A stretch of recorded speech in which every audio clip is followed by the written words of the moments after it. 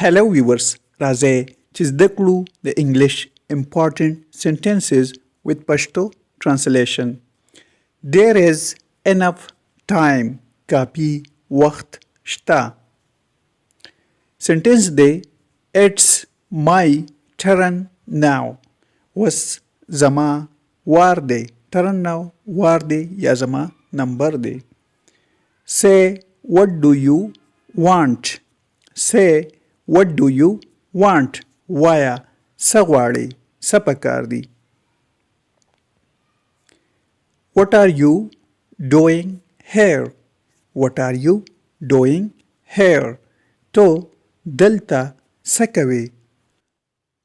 Sentence دی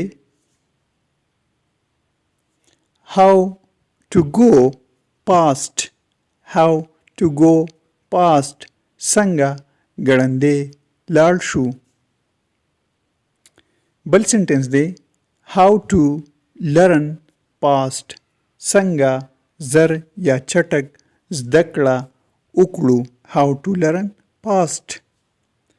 Let's go over there. راځئ چې هلته لاړ شو.